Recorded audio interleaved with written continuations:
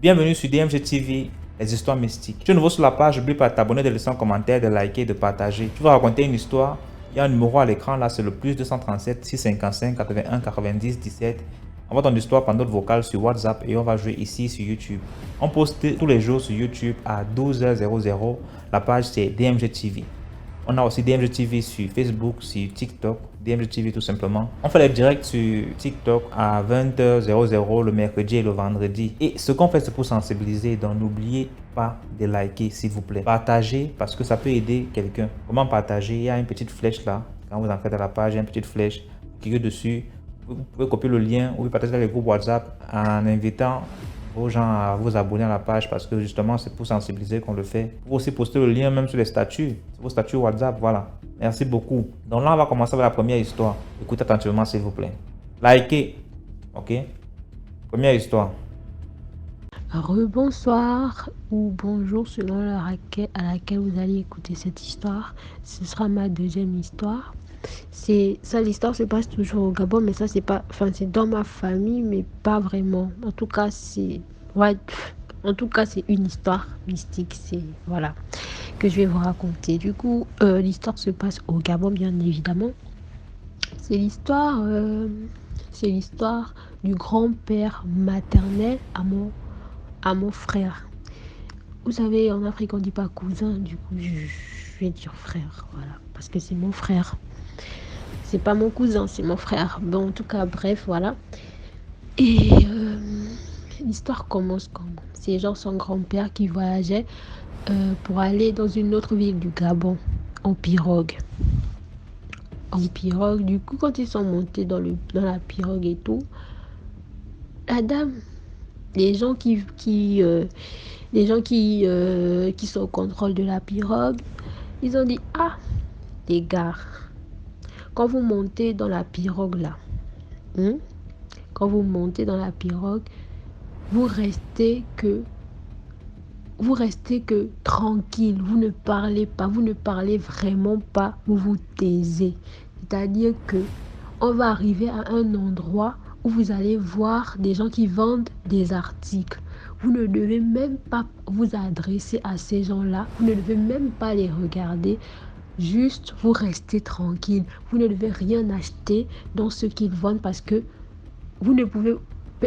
Qui fait du commerce sur la mer? Qui fait ça? Qui peut faire ça? Donc, s'il vous plaît, restez tranquille pour votre bien et pour mon bien. Surtout pour votre bien parce que moi, perso, je n'ai rien à perdre. Moi, je vous ai déjà prévenu. C'est comme ça qu'ils partent. Ils montent dans la pirogue et tout tranquille. Arrivé au milieu maintenant de l'eau, au milieu de nulle part. C'est comme ça qu'ils voient une dame, un bateau qui arrive. Dans le bateau, il y a une dame qui vend des cigarettes, des bonbons. Il y a une dame qui vend un peu de tout. En fait, une dame qui vend à peu près ce que les gens de la pirogue veulent. C'est comme si elle savait, tu vois, un peu. Mais... en fait, il y a tout dans le bateau, il y a tout ce qu'il faut en fait. C'est-à-dire que dans le bateau de la dame là, tu pouvais même demander la roue de la voiture. Elle allait te sortir la roue de la voiture. C'est-à-dire que tu demandais même la voiture, que je veux acheter une voiture. Elle allait te sortir la voiture en question. Mais pour avoir la voiture, il fallait que tu montes dans son bateau à elle. Donc c'était ça. Donc maintenant, ils sont montés, ils ont vu le bateau de la dame. C'est comme ça que elle vient. Qui veut des cigarettes? Les cigarettes. Qui veut des bonbons? Qui veut des bonbons? Qui veut des bonbons? Qui veut des chips? Des chips? Du citron? Des sachets? Qui veut des sachets? Parce que tu sais, dans la pirogue, il y a des gens qui ont le mal de mer. Il y a des gens, vous voyez un peu. Donc le citron, les sachets, vous voyez qu'elles vont vraiment de tout. Du coup, c'est comme ça que le bateau, ils sont maintenant genre à côté. Ils se passent quoi, vous voyez un peu. C'est comme ça que y a un homme très têtu qui voit comme ça là, qui oh non, moi je veux la cigarette. Le monsieur qui a parlé au début regarde l'homme là qui ah mon frère, en tout cas, Moi, je ne parle pas. Moi, j'étais déjà prévenu. Il disait ça dans son cœur maintenant. Il regardait en mode, ah mon frère, moi, j'étais déjà prévenu. Oh. Mais le monsieur, têtu. Têtu. Oh. Que, oh, moi, je veux la cigarette. C'est comme ça que la dame regarde le monsieur. Que vous voulez la cigarette? Avec genre un visage que tu veux vraiment la cigarette? Après, maintenant, le monsieur aussi dit, oui, oui, je veux la cigarette. Que, ok, venez prendre la cigarette. Genre, le monsieur, quand il veut maintenant monter sur le bateau, tchouboum, dans l'eau. Il tombe que dans l'eau. Le monsieur qui était dans la pirogue ne pouvait pas sauver le monsieur parce que c'était pas son problème. Enfin, c'est pas que c'était pas son problème, mais il ne pouvait pas. Il est rentré dans l'eau, c'est-à-dire que quand le monsieur est rentré, une fois qu'il a mis son pied à toucher juste l'eau, il était déjà au fond. Parce que c'est-à-dire que la dame qui vendait, c'était une sirène. Donc, elle a emmené le gars au fond de l'eau. Là, donc, la dame a emmené le gars au fond de l'eau. La sirène, a emmené le gars au fond de l'eau. C'est comme ça que tout ça là, le grand-père de mon frère était là, il était en train de regarder. Il ne pouvait aussi rien dire, il était qu'elle l'a crispé. Il ne pouvait rien dire vraiment. Le mec qui se chargeait de contrôler la pure, il était que aussi là. Lui qui pagayait pour sauver sa vie et s'il peut la vie des autres aussi. C'est comme ça que voilà, le mec il est parti.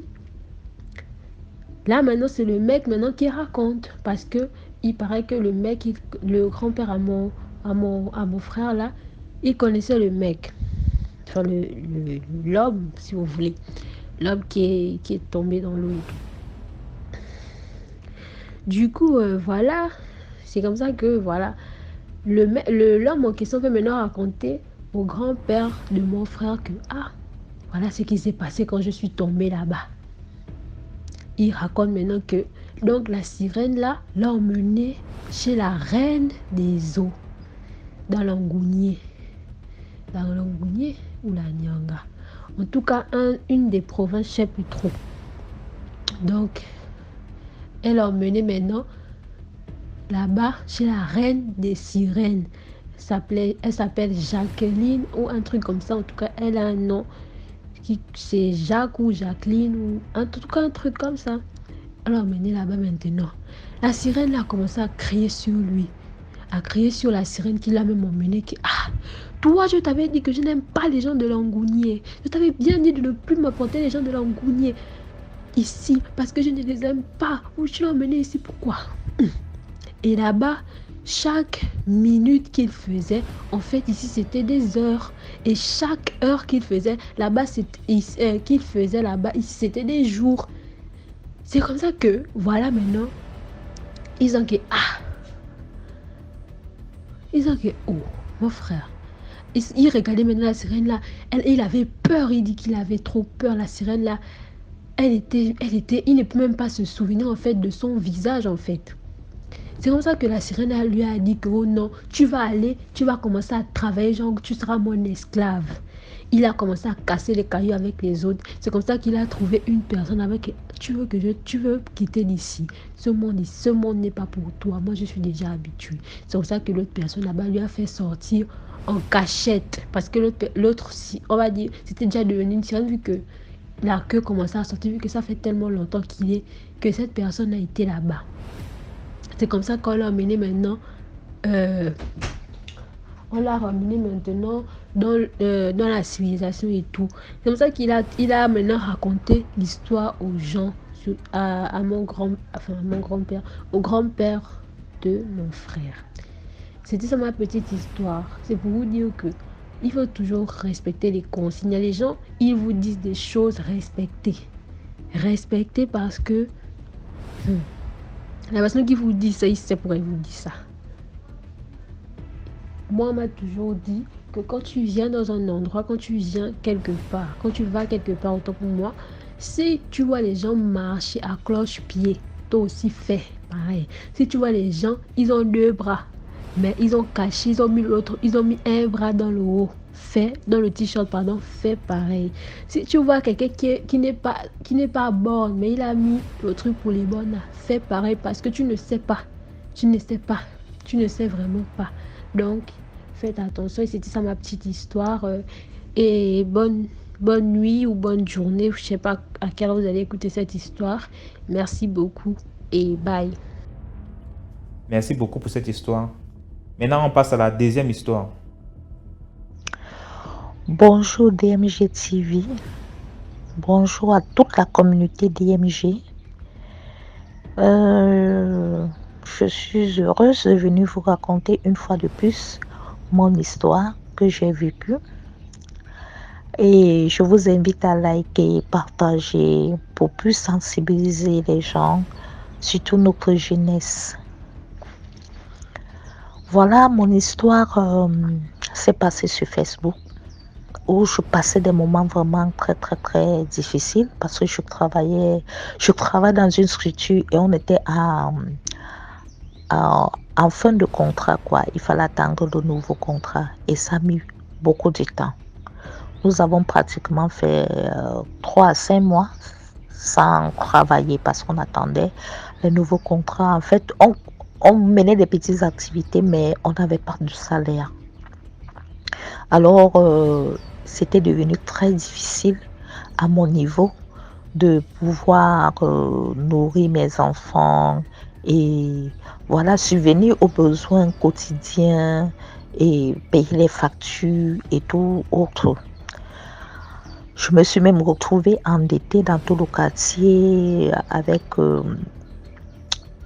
des boutiquiers et tout ça. Donc, c'était déjà difficile de doubler les prêts et tout. Alors, je me mets à réfléchir. Je me dis, il faudrait que je me mette en activité. Qu'est-ce qu'il y a lieu de faire? D'où je me rappelle que, voilà, j'ai du matériel là qui peut me faire un peu de nourriture, sorte de petit cafétéria, quoi. J'avais presque tout. Il me fallait juste l'argent pour acheter des trucs comme des œufs, spaghettis, la nourriture, bref, l'alimentation, quoi. Alors, je me suis retournée vers certaines connaissances. Malheureusement, des personnes sûres qui avaient parfois l'habitude de me prêter de l'argent n'étaient pas en possibilité de le faire. J'étais là, ça n'allait pas. Il y avait des jours où je passais pratiquement toute la journée avec des enfants sans manger. C'est peut-être vers 17 heures que je parviens à caper 1000 francs, ainsi de suite. C'était vraiment, vraiment, vraiment difficile, quoi. Alors,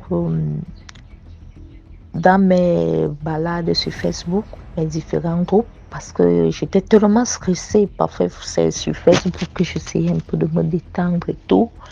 Vous imaginez quand vous savez que demain, les enfants n'auront rien à manger, tu n'as même pas d'issue, rien du tout.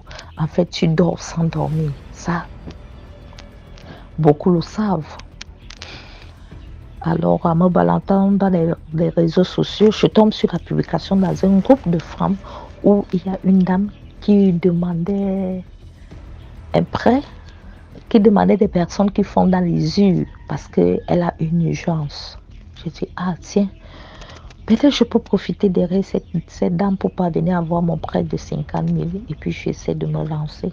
Même si c'est avec un pourcentage de 10% qu'il faut, 15%, je vais sauf que le faire. Alors, je me mets à lire les commentaires sur la publication, d'autres qui insultaient, d'autres qui se proposaient en disant qu'ils font dans les yeux et tout. Mais ce jour-là, je n'ai pas contacté quelqu'un. J'ai laissé tomber parce que j'hésitais, en fait, j'hésitais. 1 jour, 2 jours, 3 jours, ça n'allait pas toujours financièrement. Je retourne donc à cette publication.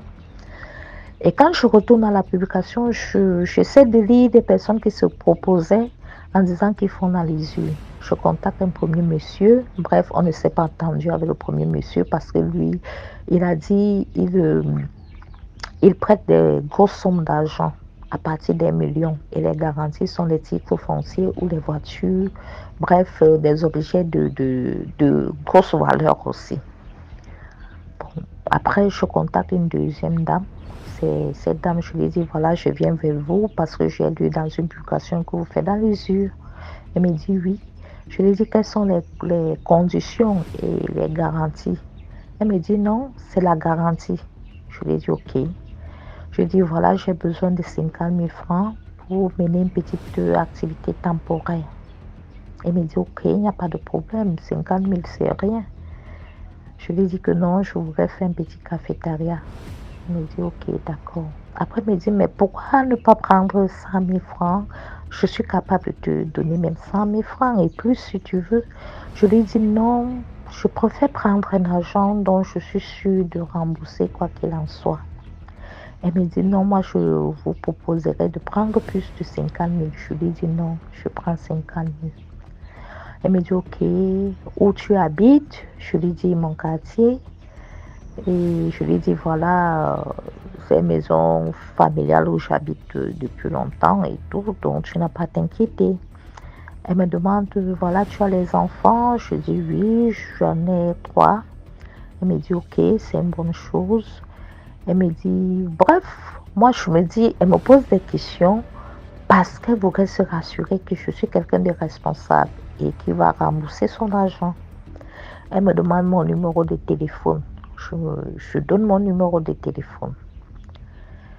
Elle me dit, voilà, tu sais, vraiment, rester là, demander des sommes minables comme 50 000, c'est vraiment bizarre et très rabaissant. Donc, moi, je te proposerais même de prendre même 100 000 francs à mon temps et tout. Je lui ai dit que non, je ne vais pas prendre plus. Je reste dans mes 50 000. Elle me dit, pourquoi vous aimez, vous sous-estimez et tout. Voilà, non, pour même t'offrir plus que ce que tu demandes. Je lui ai dit, ce que tu demandes, plus que ce que je demande, comment? Il me dit que non, tu peux même aller même à 1 million. 1 million, il n'y a pas de souci. Hein, et tout comme ça, tu auras bien amené une activité qui va te remporter aussi beaucoup d'argent. Je lui ai dit de toutes les façons, pour le moment, je ne suis pas à ce niveau-là. Je voudrais juste 50 000. Elle me dit, bon, ne t'inquiète pas, même si c'est 1 million que tu as besoin, il n'y a pas de problème. Mon maître spirituel est déjà même en train de traiter ton dossier. Je dis, ton maître spirituel, comment? Il me dit, non, il suffit juste de coopérer. Et puis, voilà. Même si tu veux être influenceuse, c'est-à-dire tu veux être célèbre, on est capable de te rendre célèbre. Tu choisis une voiture de ton choix, une marque de voiture de ton choix, une voiture de luxe. On peut te donner 3 millions et te rendre même encore célèbre et tout. Je lui ai dit, maman, je suis venue pour un objectif. L'autre que tu me racontes là, je n'ai rien de commun avec tout ça là. Elle me dit que le maître spirituel est déjà en train de traiter. Je dis que ton maître spirituel là, c'est ton maître à toi. Moi, j'ai mon maître qui est Jésus-Christ. Alors, si tu ne peux pas m'aider par rapport à ce que je suis venue te demander, on laisse tomber. Elle me dit, oh, pourquoi tu as peur? Vous êtes toujours comme ça là. Après, tu vas prendre goût. Tu vas prendre goût, il suffit seulement de commencer. Quand tu vas commencer, tu vas voir que tu seras très bien, tu n'auras plus des petits besoins élémentaires de 1000 francs, 2000, 50 000. Tu ne seras plus à ce niveau et tu vas garantir ta vie et tout. Entre-temps, j'allais oublier. Lorsque elle parle de garantie, elle revient sur garantie. Elle écrit, là où j'avais écrit, j'ai 3 enfants. Elle fait le coller avec les 3 enfants. Donc, ça signifie que ma garantie sera les 3 enfants, mes 3 enfants. Et j'ai dit, ma soeur, mes enfants sont invisibles dans votre monde spirituel au nom de Jésus-Christ. Même moi-même, invisible dans votre monde spirituel. Comme tu dis que ton maître est déjà en train de traiter mon dossier là, sache que c'est le feu que vous allez voir là-bas. Mais tu laisse ça, pourquoi tu as peur? C'est juste les débuts, de toutes les façons. Nous sommes déjà en contact. Maintenant, tu vas seulement voir l'argent au chevet de ton lit. Je dis que je refuse et je rejette au nom de Jésus-Christ. Ma maison sera invisible dans votre monde spirituel. Invisible. Elle me dit, de toutes les façons, j'ai déjà fini avec toi. Je m'avais cherché d'autres proies. J'ai déjà trop passé du temps avec toi. Je m'avais cherché d'autres proies. On se voit à lundi. J'ai dit, hey, papa est venu. Dans quoi je me suis fait embarquer? Ce n'est pas possible. Mes enfants? Non, jamais. Je me suis mise en prière. J'ai lu les sommes. J'ai prié. Je rendais mes enfants invisibles. Moi-même invisible. Ma maison invisible. Alors, je retourne vers la dame qui avait fait la publication. Je peux lui demander, voilà, tu as pu avoir l'argent. Est-ce qu'on a pu te prêter de l'argent? Elle me dit non, les garanties ne m'ont pas arrangé. En fait, je n'ai pas pu m'entendre. Je lui dis, il y a telle dame qui t'a contacté. Elle me dit non. Tu l'as contacté? Elle me dit non. Je lui ai dit, voilà, dans ta publication, j'ai retrouvé cette dame qui disait qu'elle prête de l'argent, je l'ai contactée. Et voilà ce qu'elle me dit et tout et tout. Elle me dit, ah, peut-être qu'elle voulait seulement t'effrayer et tout. Moi, pour me faire ça. Je lui ai dit, non, ça n'avait rien de semblable à quelqu'un qui veut effrayer. Elle était sérieuse. Elle me dit, de toutes les façons, moi, que ça soit un agent travaillé ou quoi, moi, je n'ai pas de problème. Parce que je sais que moi, à moi, on ne peut pas me faire ça. Ils savent à qui ils font la chose. Je dis, hey. Donc, même toi-même là, tu n'es pas simple. Hein. Il me dit, ah, ils savent à qui ils peuvent faire les histoires là. Mais je me dis qu'elle voulait juste être effrayée. Je lui ai dit, non, je ne pense pas. Elle me dit, en toutes les façons, envoie-moi la photo de profil de la dame, si c'est elle-même qui est là. Ou alors, tu télécharges une photo dans son Facebook et puis tu m'envoies. Je lui ai dit que tu as fait quoi avec la photo? Elle me dit que à travers les yeux, on lit l'état d'âme d'une personne. Je saurais si c'est une personne sombre ou pas. J'ai dit, ah, ok. J'envoie sa photo de profil. Elle regarde, après elle revient vers moi et me dit, hey, la dame là n'est pas aussi facile, hein? Elle est sombre. J'ai dit, hey. Elle me dit, de toutes les façons, ils savent même à qui ils font leurs histoires là. J'ai dit, ok. Je dis, ah. Je me dis à moi-même en fait que, ah, donc dans toute cette histoire, c'est moi le mouton parmi les chèvres. Parce que même celle qui a demandé l'argent n'est pas aussi facile. C'est comme ça qu'elle d'abord, je la bloque d'abord. Après, j'essaie de t'expliquer à certaines personnes de mon entourage, donc qui disaient, ah, il fallait prendre de l'argent, elle n'allait rien te faire. Et tout. Bon, bref, chacun a sa manière. Hein. Et le dimanche, je pars chez le pasteur. En fait, pas chez le pasteur, je pars à l'église. À l'église, on se met à prier. Vers la fin de la prière, le pasteur me dit, il faut me voir. J'ai dit, ah, depuis quand le pasteur me dit que je dois le voir? Pourquoi il insiste? Il me dit, j'ai dit, ne rentre pas sans me voir.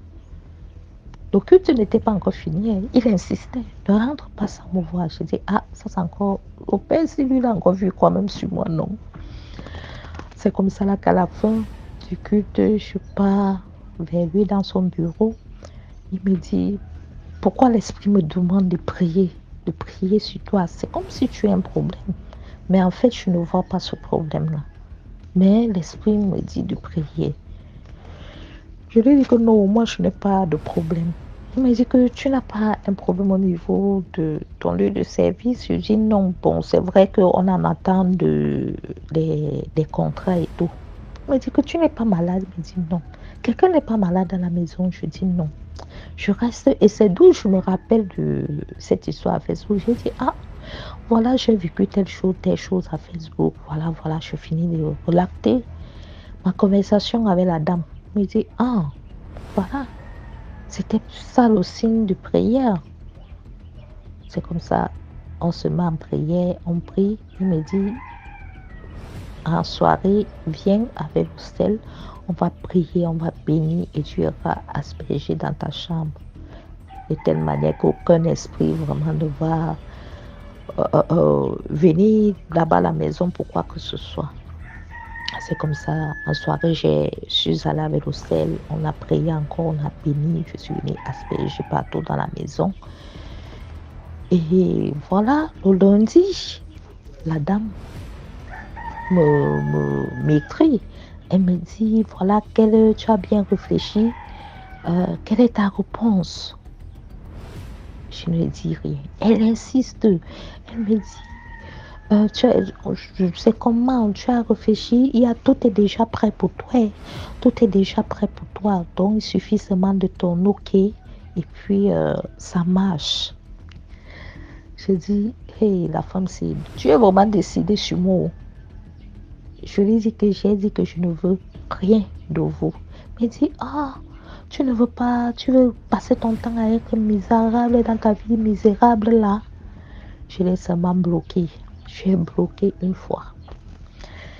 Donc, c'est juste pour attirer l'attention à beaucoup de personnes parce que aujourd'hui, ça me confirme quand on raconte, je ne sais pas si c'est vrai ou c'est faux, que certains influenceurs, certaines personnes qui sont célèbres dans les réseaux sociaux, tous ne sont pas de manière naturelle.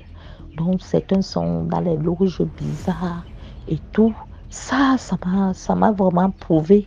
Parce que si j'acceptais peut-être la proposition d'être une grande influenceuse avec une voiture de luxe et tout, on serait en train de parler de moi aujourd'hui dans les réseaux sociaux et tout.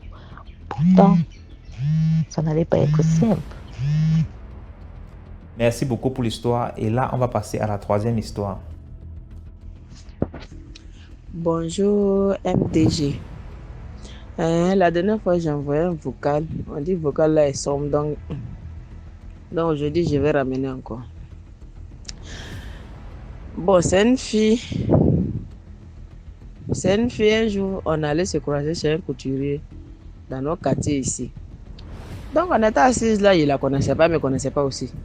On était assise là, et puis un coup, elle dit, ma chérie, vraiment, il y a quelque chose qui est en train de me fatiguer. J'aimerais me confier. Il dit, ok, Afo, vas-y, on a toutes les jeunes filles là. Non, j'ai quoi à peine. Et puis moi-même, j'ai un mec béret tellement. Donc, je suis branchée maintenant sur la fille. Elle me dit, qu'elles sont 4 copines, genre des camarades. Maintenant, il y a une parmi eux, vraiment, la fille, elle est genre star quoi. Ça dit, elle là, on la voyait plus que eux. Quand le truc sortait à faire des modes, elle était trop dedans. Donc, tout le temps, c'est la fille, elle était tout le temps partant, elle sortait beaucoup. Maintenant, souvent, les jours aussi, ils ne vont pas à l'école, elles sont avec elle. Elles sont 4 là, il y a 2 jumelles parmi eux. Donc, un jour, elle a dit que la fille les invitait, qu'ils n'ont qu'à aller, genre se balader un peu à quelque part là. Donc, les 4 partaient, puis voilà un 4x4 noir qui est venu garer derrière eux. On dit, pour appeler genre, une parmi eux. Maintenant, l'autre dit, c'est qu'elle est en train de dire, elle a mis sa, genre, elle a fait signe à le monsieur, le monsieur dit non, que c'est pas elle, que c'est l'autre. Lui, il est en train d'appeler. Donc, elles ont dit que non, nos camarades, on t'appelle là-bas. Et puis, la fille est partie. Quand elle est partie là, on ne sait pas ce qu'elle a dit à le monsieur là, en tout cas. Mais la fille est venue toute souriante. Le monsieur dit que, on n'a qu'à venir, que où on s'en va là, il va nous déposer, il va nous aider, on va faire shopping. C'est ça, elle a dit, ma chérie, tout de suite là, le monsieur, on ne le connaît pas. Tu veux qu'on aille avec lui quoi? Elle dit, on a quoi à peine? Et puis quand tu le regardes, tu sais que c'est un homme, il a l'argent. Bon, c'est dans ça aussi là, elle aussi a dit, en tout cas, on n'a rien à perdre, allons-y. Et puis ils sont montés dans la voiture du le monsieur là. Ils sont allés, le monsieur a fait, c'est-à-dire tout ce qu'il prenait, le monsieur payait. Tout. Elle dit, ils ont fait shopping, aller manger, aller dans quoi. En tout cas, les journées là, le week-end, ils ont bien fait ça. Donc, après ça, le monsieur a pris le numéro de la fille, tout ça là. Et puis le monsieur est venu les déposer où il les a pris. Et puis le monsieur est parti. Donc, c'est resté causerie entre eux, causerie. Et puis le monsieur a dit, comme on dirait c'était un vendredi, ils se sont croisés. Donc, samedi là, le monsieur dit, bon, je vous invite chez moi pour visiter chez moi aussi. Donc, elle a dit non, que samedi n'est pas possible. Le monsieur n'a qu'à laisser dimanche. Ils vont partir. C'est ça, dimanche là. Il est venu les chercher pour aller chez lui là-bas. Et puis ils sont partis. Arrivés là-bas où ils sont allés et trouver, il y a mangé, il y avait tout. Donc elles ont mangé, boire, et puis elles étaient assises en train de faire selfie. Elle dit que maison là, de toute façon maison là est jolie. Elle n'a jamais vu maison comme ça. Jolie comme ça, elle n'avait jamais vu maison comme ça. Maison là est jolie. Tirer photo, faire les vidéos, selfie, tout ça là. TikTok. En tout cas, elles se sont amusées. Donc elles sont assises là. Et puis le monsieur a appelé les camarades là. Genre au téléphone quoi. Il est dans la chambre là. Et puis il a appelé les camarades. Elle n'a qu'à venir. Elle est partie. Elle est rentrée dans la chambre et ils sont restés au salon là-bas. Jusqu'à la fille ne vient pas. Aïe! Mais pourquoi depuis là, nos camarades ne viennent pas? Donc les jumelles ont commencé, ah non, on est fatigué, non, maman va nous chercher, on veut partir à la maison. Donc, elle est paniquée. Mais elle dit, mais pourquoi depuis là, elle ne vient pas? Donc les jumelles étaient en train de faire les selfies là-bas. Elle s'est levée, elle seule. J'ai voulu aller voir qu'est-ce qui se passe dans la chambre là-bas. Quand elle appelle sa camarade ne décroche pas. Elle dit, elle va aller voir dans la chambre là-bas, il y a quoi? Elle a commencé à marcher doucement. Où elle voulait arriver devant la porte net, voilà le monsieur derrière elle. Ah! Son cœur s'est coupé. Le monsieur dit, mais tu cherches quoi? Elle dit non, que je suis venue voir nos camarades là. C'est comme depuis elle est rentrée là, on ne la voit plus. On ne comprend rien. Le monsieur dit, mais elle va venir, patienter, elle va venir. Qu'elle est là dormi. Elle est sortie, mais son cœur n'est pas tranquille. Elle est assise jusqu'à... Après là, elle s'est levée et dit non, on va partir, on n'a qu'à partir. On n'a qu'à partir que sinon camarade ne sort pas, non, on va partir. Elle a commencé à crier le nom de sa camarade, à crier son nom. Si tu ne viens pas, non, on s'en va. Hein. Commencé à crier son nom. En même temps, le monsieur est venu encore. Il y a quoi? Tu cries le nom de la fille, pourquoi? Tu as quel problème? Vous avez quel problème? Hein? Donc elle dit, de toute façon, elle a vu le visage de le moro là, et puis, de toute façon, un peu, il disparaît, il apparaît là. Donc, elle, son cœur s'est coupé. Elle a dit à la jumelle, on a commencé à courir dès que le monsieur là, on ne sait pas c'est qui. Le monsieur, en même temps, il s'est calmé, il dit non, qu'il n'y a rien, que ça va aller. Elle dit, elle est partie. Genre, elle dit, elle s'en va pisser. Et puis, elle a mis sa tête dans la chambre là pour voir, il y a quoi là-bas. C'est qu'elle a vu, là, elle voit sa camarade là-bas qui est couchée, bizarre. En tout cas, de toute façon, elle est couchée là, elle sent qu'il n'y a plus de vie dans ça là. Genre, c'est quelqu'un qui est déjà mort. Ça, elles ont pris la fuite maintenant, en train de courir. Elle a dit à les jumelles, on a qu'à courir. Quand elles sont sorties de la maison là, voilà clôture. Comment elles vont faire pour sauter clôture ça là? Elle dit, elle en tout cas, elle ne sait pas comment elle a fait mais elle a sauté clôture là. Tombée de l'autre côté là-bas. Quand elle est tombée, les jumelles elles sont en train de crier, non, on ne peut pas sauter, non, on ne peut pas sauter. Elle a dit, attendez, je vais appeler de l'aide. Elle a commencé à crier dans le quartier là. Dimanche, en tout cas, bien c'est dimanche, vers Rivera là-bas, le coin est calme, chacun chez eux. Donc, elle criait au secours, et puis il y a un vigile qui était là. C'est vigile là qui a couru pour venir. Il y a quoi, ma chérie? Que non, il y a mes camarades qui sont restés dans la maison là-bas. Là. On n'a qu'à partir les sauver. Que le monsieur là n'est pas bon. Voilà. Le Mongol est en train de la regarder. Aïe, dis pas de quoi même. Quelle maison? Elle dit ici. Le monsieur dit, depuis nous on est ici là. Il n'y a pas de maison ici. Si tu ne crois pas là, on n'a qu'à tourner. Il y a porte devant là-bas. Là. Portier devant là-bas, tu vas passer là-bas pour voir. C'est comme ça, ils sont allés vers là-bas. Ils vont rentrer. Maison là, c'est une maison inachevée. Bon, je ne sais pas si on dit inachevée, ils ne comprennent pas français. Si c'est inachevé, si c'est un zoué. Maison là, ça n'a jamais été... En construction, ils ont commencé, mais ce n'est pas fini. C'est resté comme ça. Il n'y a même pas de tôle dessus, il n'y a rien dessus. Il y a des herbes dedans. Tu ne sais même pas que quelqu'un même là a passé là. Donc, elle parle, le vigile a dit que c'est faux. C'est faux que ma chérie est en train de mentir ici là. Ça a été toujours comme ça qu'on dit que le propriétaire qui est en train de construire là. Dès qu'il a commencé à construire net, il a décidé pour laisser. Donc, le coin est resté comme ça. Ça n'a jamais été construit. C'est resté comme ça. Les jumelles sont allés où? C'est sa camarade. Le monsieur est parti où? Tout ça là est parti où? Donc, elle a arrêté là. Ses chaussures, tout a disparu. Ses habits qui étaient sur elle, avec son sac à main, son téléphone, elle a pu s'échapper avec là. L'écran là, déportable, là, mais cassé quand elle est tombée là. C'est ça qui est resté dans sa main. Donc, elle dit tellement qu'elle est paniquée là. Elle avait peur. Donc, elle a marché à pied de là-bas jusqu'à dans les quartiers, à Makori. À pied. Elle est arrivée à la maison la nuit. Ses parents l'ont pris. Ah, il y a quoi? Tu es quitté où? Elle ne peut pas parler. Tu es quitté où? Elle ne peut pas parler. Elle a tremblé seulement. Et ça, ses parents l'ont pris pour aller à l'hôpital. On dit non que sa tête, que de la manière folie veut commencer là, ça dérange dans sa tête là-bas. Et donc, ils n'ont qu'à la mettre sur traitement. Ils l'ont envoyé à Benjeville. C'est à des Benjeville là-bas, là, ils l'ont soigné un peu. Et c'est qu'elle s'est retrouvée. Elle s'est retrouvée. Maintenant, les parents de les filles jumelles là, avec sa camarade là, sont en train de chercher les enfants. Ils sont venus derrière eux. Ah, tu n'as pas vu notre enfant? Elle dit, elle n'a pas vu. Elle ne sait pas quoi dire. Mais elle a dit qu'elle ne les a pas vus. Ses parents disent que non, notre enfant est malade, mais les parents ont commencé à faire palabre. Notre enfant est malade, mais on est en train de la soigner. On dit qu'elle a problème de quoi, que c'est trouble de tête ou bien je ne sais pas quoi là. Qu'elle a problème de ça, donc ils sont en train de la soigner. Pourquoi ils viennent m'aider les enfants? Donc, jusqu'à ce que, où elle est en train de m'expliquer là, elle n'a pas dit à les parents de ses camarades, voilà ce qui est arrivé. Si ce n'est pas moi, elle est en train d'expliquer.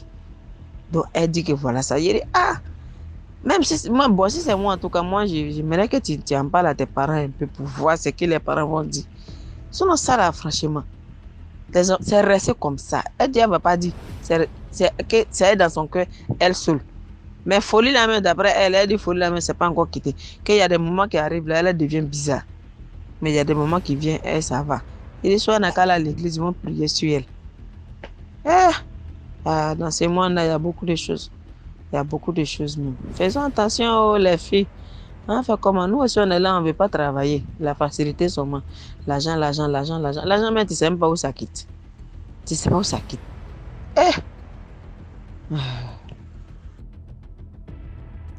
Merci beaucoup pour l'histoire. On passe rapidement à la quatrième histoire, sans plus tarder. Hein. Quatrième histoire. Salut à tous, c'est encore moi. J'aimerais raconter une autre histoire.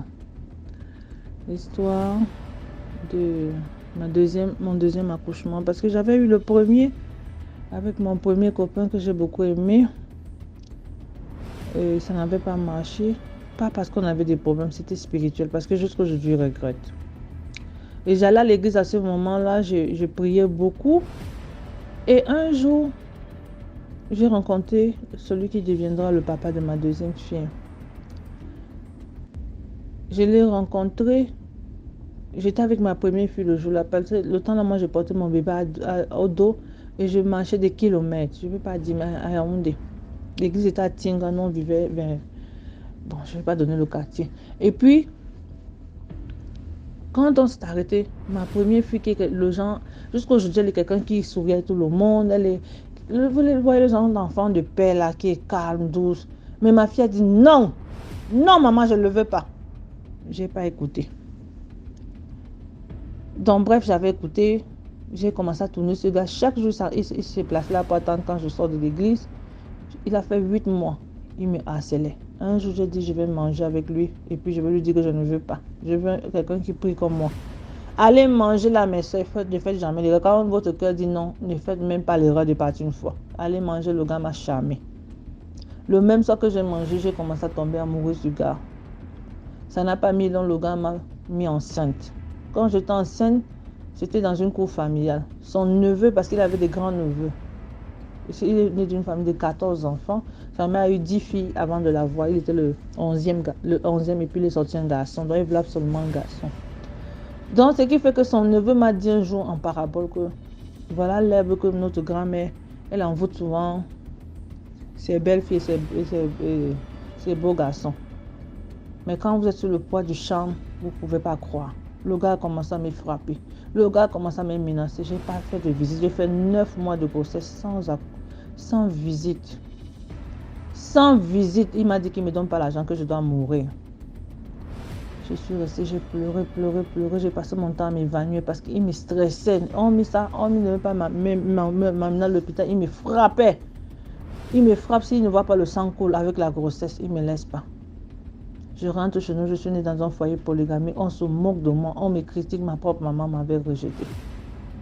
Mes soeurs ultérines et consanguines m'avaient rejeté. Il y avait seulement une seule, celle que je suis directement, qui me disait toujours ça va aller, ça va aller, ça va aller, mais elle ne me donnait rien. Elle aussi, elle est tellement chiche. Maintenant, je pleurais jusqu'à ce que j'ai accouché. Quand j'ai accouché, il est venu me demander de rentrer avec lui, aller habiter avec lui, parce qu'il voulait me faire beaucoup d'enfants sans s'occuper de moi. J'ai dit non, on s'est frappé. Parce que comme j'avais dit accoucher là, j'ai pris le courage, je l'ai assommé sur ses noyaux. Et puis, ça c'est une petite parenthèse. Il a eu mal une semaine, il m'a pu frapper. Parce qu'il avait l'habitude, j'étais devenue son tam-tam. C'est comme ça qu'il part. Je recommence à aller à l'église. Non, parce qu'avant même que je n'accouche, je suis partie dans une église là. On m'a dit, le pasteur a commencé à dire que qui a dit que tu ne vas pas accoucher? Qui a dit que tu ne vas pas que tu vas mourir en accouchant? Il a commencé à prier. L'enfant a commencé à tourner. Qui a dit que tu vas mourir en accouchant? Il a prié, je suis tombée, boum, on m'a arrêté. Donc bref, quand je suis allée accoucher, tout s'est bien passé. J'ai fait 2 jours de travail, mais Dieu m'a fait grâce parce que j'avais appelé un homme de Dieu, là on a prié. Dieu m'a fait grâce, j'ai accouché. Je l'ai rappelé, il est venu. C'était après ça qu'il a voulu venir me forcer quand l'enfant avait 1 mois et demi qu'on parte vivre avec lui. Bon, ça, ce sont des détails pour que vous compreniez un peu mon histoire. J'ai refusé. Quelque temps après, je vivais chez nous, il ne faisait rien pour l'enfant. Je me suis dit que non, c'est peut-être parce que je ne pars pas chez lui avec l'enfant qui ne vient, il ne fait rien. Il m'a dit, ma mère veut voir l'enfant. Sa maman ne vivait pas quand moi était venue. Ma mère m'a dit, ne pars pas. Têtue comme je suis, oh non, elle doit venir ici. J'ai dit que non, je vais partir. J'ai porté l'enfant, je suis partie là-bas, en cachette. L'enfant qui était calme, douce, elle a touché la tête de l'enfant, DMG. Touché la tête de l'enfant. L'enfant a commencé à pleurer à partir de ce jour-là. Pleurer, la partie où la mère avait touché le derrière, là, ça a commencé à pourrir. Pourri, on met les remèdes, on parle à l'hôpital, rien. On parle à l'indigène, rien. Pourri. J'oublie même quelque chose. Voilà aussi autre chose. Ce qui a fait que cette maman me déteste, c'est qu'elle m'avait dit qu'elle va me blinder quand j'étais enceinte. Je lui ai dit que maman, oui, qu'il n'y a pas de problème, tu peux me blinder. Et puis je suis allée voir son fils, parce que moi c'est le respect qu'on nous a appris, tu ne peux pas parler à un aîné. Je suis allée voir son fils, j'ai dit à son fils que ta maman dit qu'elle va me blinder, moi elle ne peut pas accepter. S'il y a quelqu'un qui doit me blinder, c'est ma propre maman qui doit m'amener. Ou alors, moi-même les blindages, ça me dit que moi je suis une chrétienne. Parce que vous savez, même quand on est envoûté là, il faut ouvrir les yeux. Donc moi, mon envoûtement là, parfois ça diminuait. Quand j'essayais de prier, ça diminuait un peu sur moi. Mais le gars là m'interdisait la prière, il ne voulait pas me voir prier. Donc je me cachais souvent, parfois j'ai prié et ça diminuait. C'est où je me dis, mais qu'est-ce que je fais mal le gars? Bon, bref, c'était ça. Donc, l'enfant a commencé à pourrir, sa tête a commencé à pourrir, les cheveux ne poussaient pas, c'était comme la coupe carrée. Maintenant, je suis rentrée, l'enfant pleurait. Je suis repartie à l'église. Quand je repars à l'église, un jour il vient, il sent les médicaments. Je le regarde, je dis, mais qu'est-ce que je fais avec ce gars-ci? Qu'est-ce que je fais avec le genre de gars? C'est pas mon genre, le genre de York qui baisse la culotte. J'ai plus jamais aimé le genre d'homme. Moi, j'ai toujours aimé les hommes responsables. C'est quoi ça? Trop tard, j'avais déjà un bébé dans ma main. Et puis, je lui ai dit, tu sens les médicaments. Si tu reviens encore ici, je vais prier, je vais t'envoyer le feu. Il ne faut plus revenir comme ça. Quand il a compris que je connaissais son jeu, il est reparti. Il m'a abandonné à l'enfant. L'enfant est tombé gravement malade. Après 6 mois, j'ai fait 13 jours à l'hôpital.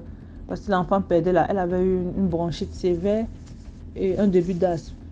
L'enfant a failli mourir. Je l'ai appelé, il m'a dit que tu meurs. Je m'en fous de vous. J'ai pleuré. J'ai gardé mon enfant seul. Entre-temps, quand l'enfant commence à grandir, l'enfant fait des cauchemars. Elle pleure dans la nuit. Quand je l'amène à l'église, on dit qu'il y a une femme derrière l'enfant. Je dis que c'est quelle femme? Je pleure, je dis, Seigneur, je suis une maman célibataire, j'ai d'ailleurs 2 enfants. Tu ne fais que tu me laisses encore avoir des combats qui me dépassent au-dessus de moi. J'ai prié. Quand Dieu m'a fait grâce de voyager, comme je suis plus au Cameroun, Dieu m'a fait grâce de voyager pour essuyer mes larmes. Je suis arrivée ici, on me dit qu'il y avait une femme derrière mon enfant. Je suis entrée, j'ai pris jeûne parce que j'avais l'habitude de jeûner. Mais tu sais, quand tu prends le nœud du problème et tu te mets dans la prière, j'ai pris le nœud du problème, j'ai prié. Oh my God. J'ai prié de toutes mes forces. J'ai dit, elle va tomber. J'ai prié avec un homme de Dieu, il m'a dit, la personne va tomber. Dans ma tête, je ne voyais même pas cette femme-là. Je reste maintenant cette année-ci. Il me recontacte. Depuis, il me recontacte parce que quand je suis arrivée ici, j'avais essayé de l'appeler, je crois en 2019, pour lui dire que je suis avec l'enfant. Il me dit oui, j'ai appris que tu as envoyé parce qu'il ne faisait plus, mais qu'il s'en fout. Donc moi, je suis partie avec mon enfant. Je sais, l'enfant, elle dit qu'elle veut te parler et moi, je ne peux pas refuser parce que son papa, le papa de l'enfant, ça ne va jamais changer. Je sais pourquoi elle est née à travers lui. Qu'il soit fou, qu'il soit sorcier, c'est son papa. Quand moi je l'ai appelé, lui il commence plutôt à me demander le téléphone, l'argent. C'est où j'ai coupé le contact. Donc je suis restée cette année-ci, il a recommencé à m'écrire, m'appeler. Et puis, avant ça, il est parti chez nous pour chercher à prendre mon téléphone, ma mère a refusé. C'est son ami qui est entré en contact avec moi. On me dit, oh, sa maman est morte il y a 3 ans. Il y a 3 ans, il était pas au pays, il était là-bas avec sa maman. C'est toujours dans un pays d'Afrique. Et elle est morte et tout. Et je me rappelle, c'est où je me souviens que c'est à l'époque où la maman meurt, c'est à l'époque où l'homme de Dieu m'avait dit qu'une femme va tomber à cause de ton enfant. Si la femme veut tuer ton enfant. Et comme moi, je ne savais pas, parce que quand j'avais fini de prier, je n'avais pas eu de nouvelles. J'ai dit, peut-être ma prière n'a pas marché, pourtant ça avait marché. Et quand cette femme est tombée, elle est morte. Les cheveux de ma fille ont recommencé à pousser derrière. Elle avait toujours la coupe carrée jusqu'à cet âge-là, jusqu'à 7 ans. Toujours la coupe carrée. C'est quand cette femme tombe, elle meurt. Donc je fais dans le rapport et je me rends compte que c'est l'année là que le derrière des cheveux de la tête de ma fille a commencé à pousser. C'est l'année là que ma fille a arrêté de voir une femme qui l'a menacée dans le rêve. Et qu'elle a arrêté de voir les serpents. C'était que tu entres dans la chambre de ma fille comme ça. Elle saute. Elle dit le serpent. Elle commence à pleurer. Maman, le serpent. Je cherche le serpent. Je dis, ouais, l'enfant, si. Je suis obligée de dormir avec elle. Tout ça qui a fait même, je ne voulais pas avoir un homme dans ma vie parce que je ne pouvais pas aller chez lui dormir. Elle dormait avec sa soeur, mais parfois sa soeur était fatiguée.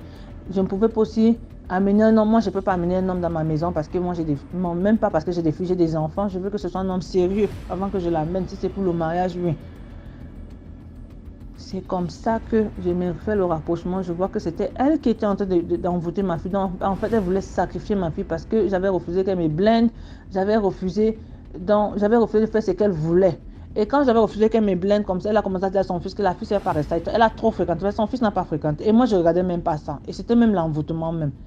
Et hormis l'envoûtement, je ne regarde pas si un homme a fréquenté, je ne regarde pas si un homme a beaucoup d'argent, je regarde le comportement. Est-ce qu'il se comporte bien avec moi? Est-ce qu'il me respecte? Est-ce qu'il m'aime? Est-ce qu'on peut prier ensemble? Parce que l'argent, là, ça se cherche. Et quand tu cherches, tu trouves. Même si tu es combattu, comment? Si c'est parce qu'ici, on n'a pas l'occasion de raconter sa vie, j'allais vous raconter ma vie pour vous donner espoir. Ma vie, c'est une source d'espoir. Je sors de zéro. Je sors de zéro à héros. Je suis une héroïne aujourd'hui dans ma famille. Je sors de zéro et c'est comme on dit miracle là. Ma vie c'est une vie miraculeuse. C'est une vie de témoignage. Je vis de témoignage en témoignage. Et quand je m'inquiète, Dieu ne fait rien. Mais quand j'arrête de m'inquiéter, Dieu ouvre. Donc bien aimés, frères et sœurs, ayez confiance en Dieu. Il est le seul chemin qui ne trahit pas. Ça ne sera pas facile, pas du tout. Mais la victoire est certaine. La victoire est certaine. J'ai eu la victoire sur cette belle-mère sorcière qui n'était même pas ma belle-mère, cette grand-mère sorcière qui voulait manger mon enfant. On n'a même pas payé les visites, on n'a pas payé les habits, on n'a pas payé à manger. Cet enfant, depuis qu'elle est née, je suis son père et sa mère. J'ai dit, tout c'est moi. Mais même ce que elle voulait me sacrifier l'enfant. Vous pouvez imaginer la méchanceté des êtres humains. Depuis qu'elle est morte, l'enfant a commencé à dormir, l'enfant a commencé à... Même à l'école, l'enfant ne comprenait rien à l'école. C'est depuis ce temps-là que ma fille a commencé à écrire. Elle n'écrivait pas, je faisais tout, je pleurais même, je regardais l'enfant, je dis que l'enfant ça va faire comment à l'école. Dieu merci, où nous sommes là-bas, on ne met pas la pression aux enfants. On prend le temps. Je dis, hey Seigneur, je regarde mon enfant, je dis, mais tous les enfants écrivent à cet âge-ci. Lise, elle arrive, elle me dit, maman, je peux pas, je reste, je pleure. Je dis, hey Seigneur, je devais travailler à plein temps. Je devais faire 2 boulots pour pouvoir m'en sortir parce que pas d'aide sociale, pas d'aide machin. Avec des maisons qui sont très chères où je vis là. Moi, je ne suis pas en Europe. Les maisons sont très chères où l'on vit. Mais Dieu m'a aidé. Il peut aussi faire de même dans vos vies. Donc tout ça, c'est pour dire que soyez prudents. Si je n'étais pas partie manger avec ce gars, si j'avais continué à dire non, je ne regrette pas mon enfant. Mon enfant, c'est une très belle petite fille. Et je bénis Dieu parce que jusqu'à présent, je ne suis pas encore mariée. Au moins, j'ai des enfants.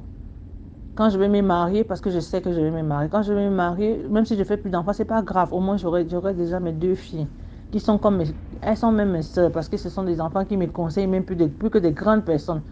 Elles-mêmes, elles me conseillent, elles font tout. Voilà la Saint-Valentin, j'avais pas de Valentin. Elles sont parties acheter, elles sont parties. La petite est venue me donner sa photo le matin, elle m'a consolée. La grande est partie m'acheter des cadeaux. J'ai mis sur mon poste et puis les gens croyaient même que c'était un homme. Parce qu'ils ont vu que j'étais un peu triste. J'ai vu de leur montrer ma tristesse, mais elles connaissent quand je suis triste. Mais je sais que Dieu est fidèle. On dit la chair est faible, mais l'esprit est disposé. Donc même quand on a la foi, au moins parfois on se sent seul. Mais ça va aller. Donc c'est pour dire aux gens que si vous ne voulez pas quelque chose, ne commencez pas. Si je t'ai parlé manger avec ce garçon, je n'allais pas me retrouver dans ça. Je n'allais pas me retrouver dans ça. Si j'avais aussi écouté ma maman quand elle m'a dit n'amène pas l'enfant chez la femme là, mon enfant n'allait pas être envoûté. Et ce que j'oublie, voilà, j'oublie quoi. Il y a un prophète aussi qui m'avait dit ça quand l'enfant était encore petit, qu'on apporte un chapeau spirituel à l'enfant, voilà. Parce que comme la tête de l'enfant pourrissait, on ne comprenait pas. C'était surtout le derrière, la partie que cette femme avait touchée. Et l'enfant ne dormait pas la nuit, jusqu'à ce qu'elle grandisse. Mais il y a aussi certains hommes de Dieu, ils vont te donner la cause, mais ils n'ont pas la solution. C'est ça qui fait mal. Donc, ayons l'habitude de prier nous-mêmes. Ayons l'habitude d'avoir la foi. Moi, j'ai une foi de bœuf. Avec Dieu, je ne peux pas échouer. Il n'y a pas d'échec possible. Ce n'est que la réussite. Même dans les combats, même dans les difficultés, je suis victorieuse. Parce que je sais que derrière toute montagne se cache une bénédiction. Derrière toute montagne se cache une bénédiction, se cache une vallée. Et moi, je vais arriver où Dieu veut que j'arrive, quels qu'en soient les sorciers qui sont devant moi. Donc, je vous communique ce courage, je vous donne la force aussi d'avancer. On reste connecté. Merci beaucoup pour l'histoire. Là, on passe à la cinquième histoire. Bonsoir DMG, bonsoir la famille. Désolée si vous entendez les échos. Ma voix aussi est un peu rock en ce moment. Une petite grippe. En tout cas, la famille, je vous encourage à liker, à partager tout ce qui est fait dans cette chaîne. En tout cas, merci DMG. C'est vraiment pour sensibiliser et pour réveiller les consciences. L'histoire que je m'apprête à vous raconter, c'est une histoire que moi-même j'ai vécue. Alors, ça faisait plusieurs années qu'on louait un appartement avec ma maman et mes frères et une tante. Il y avait plusieurs appartements dans la parcelle. Donc, voilà, on habitait là. Un beau jour, désolée, je suis un peu enrhumée. Un beau jour, il y avait des locataires qui venaient, qui partaient, qui venaient, qui partaient, qui venaient, qui partaient. Parce qu'on a fait vraiment 18 ans, hein. On est resté là-bas. Alors, un jour, on voit, il y avait un petit appartement très joli. Tout le monde aimait bien hein, cet appartement. C'était bien positionné, bien éclairé. Mais c'était juste une chambre, salon avec salle de bain. Et il n'y avait même pas d'espace pour la cuisine. Et puis, on remarque que notre propriétaire, au lieu de mettre les logements d'habitation, il a loué ça aux gens. Il a dit qu'il nous a prévenus pour dire qu'on aura de nouveaux voisins, mais ce n'est pas les gens qui vont habiter, c'est un bureau. Ok. Mais ce bureau-là, nous, on ne les voyait pas parce que, bon, on partait à l'école ou on partait à l'université. Je ne me souviens plus trop bien quelle année. C'était à Kinshasa. Et un jour, parce que à l'étage, tous les raccords pour pouvoir étaler les vêtements lavés, c'était sur le mur de cette maison. Donc, quand tu passais pour aller étaler, donc, si ils ont la porte ouverte, tu vas voir à l'intérieur parce que tu vas passer devant. Et ce jour-là, j'avais fait le linge. Et ce qu'on avait remarqué, c'est que ces gens de ce bureau-là ne venaient que le jeudi. C'était un groupe de gens, des gens, tu voyais quand même aisés, avec des belles voitures, toujours chic, costumes.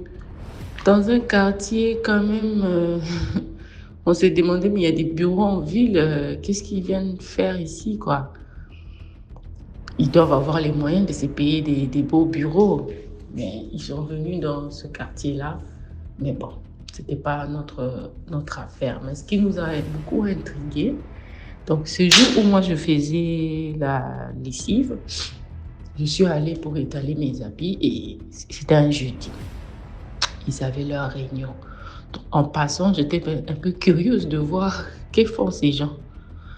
J'ai pas bien vu là où il y avait les gens, mais ce que j'ai vu, c'était une coupe sur laquelle sortait une fumée et il y avait des gens. Ils étaient tous réunis, mais il y avait une coupe. Mais tout le monde dans la parcelle commençait vraiment à chuchoter parce qu'on voyait ces gens-là étranges. D'ici, ils ont loué un bureau. Soit, ils doivent commencer à venir travailler comme tout le monde sait que les heures de travail, c'est 8 heures, c'est 17 heures. Mais on ne les voit jamais dans la semaine. C'est seulement le jeudi, autour de 14 heures, ils vont venir et puis ils vont quitter vers 17 heures. Chaque semaine, c'était seulement ça. Et ils payaient un loyer, je pense, de $150. Pour une si petite pièce à l'époque, $150, tu pouvais louer un grand appartement. Donc, nous, on a dit que tout le monde commençait à parler, les voisins, vraiment, qu'est-ce que le propriétaire, qu'est-ce qu'il est en train de chercher. Peut-être c'est les gens de secte. Il est venu mettre dans la parcelle ici. Ces gens-là, ils vont commencer à faire leurs incantations, amener des démons ici. Donc, les gens commençaient vraiment à murmurer et tout le monde sentait une énergie vraiment négative du côté de cette maison. Alors, les gens ont commencé seulement à prier parce qu'il y avait quand même beaucoup de croyants dans la cour. Les gens ont commencé à prier. Et puis, ils n'ont même pas fait longtemps, ils ont déménagé. Donc, voilà, je ne sais pas trop qu'est-ce qu'ils étaient venus, qui ils étaient, quelle religion c'était, quelle secte c'était, mais ils étaient venus, ils ont loué. Donc, vraiment, faisons attention. Parfois aussi, nous, les gens qui sont propriétaires des maisons, ou bien quand vous louez un appartement, vous voyez quand même des gens suspects. Voilà, parfois, ça ne sert à rien de mener une bataille physique pour mettre les gens mal à l'aise. Je vois souvent, ou on s'entend souvent des histoires, mais la bataille spirituelle, voilà, avec les prières, les gens peuvent partir. Donc, ça peut permettre de déloger en toute quiétude les gens, même si on sait que, voilà, spirituellement, il n'y a pas de quiétude, c'est toujours une bataille. Voilà, c'était ça mon histoire. J'espère que ça va interpeller plus d'un. Et vraiment, faisons attention, likez, partagez. Merci beaucoup. Bonne soirée. Merci beaucoup pour l'histoire. Maintenant, on va passer à la 6e histoire.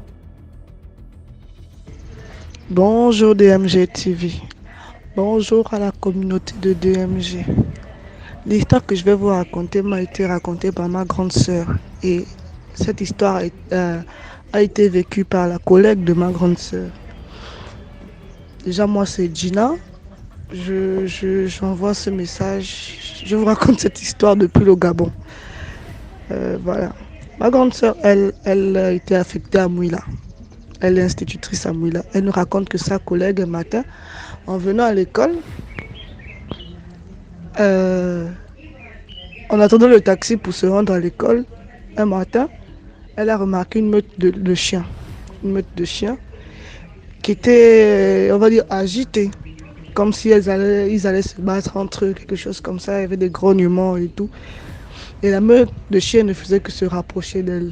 Donc, quand elle a vu que la meute de chiens se rapprochait de plus en plus, elle a pris peur que parmi ces chiens, il y a peut-être un chien qui va se détacher pour l'agresser, quelque chose comme ça en fait. Moi aussi, à sa place, j'aurais eu peur. Déjà, moi, les chiens. Donc, elle a pris un caillou qu'elle a lancé dans le tas. Et les chiens se sont dispersés. Le caillou a tapé un chien, il a hurlé, et les autres chiens, après, se sont dispersés. Elle a continué ce qu'elle avait à faire, elle a pris son taxi, elle est partie au travail. Tout s'est bien passé. Quelques jours après, elle reçoit une convocation. Elle part au commissariat pour répondre à la convocation et tout. Elle arrive au bureau du commissaire. On l'explique pourquoi elle était convoquée. Voilà, le monsieur a déposé une plainte qui dit que vous l'avez agressé, vous l'avez lancé une pierre qui l'a blessé et tout et tout. La dame dit non, je ne connais pas ce monsieur, j'ai jamais vu ce monsieur.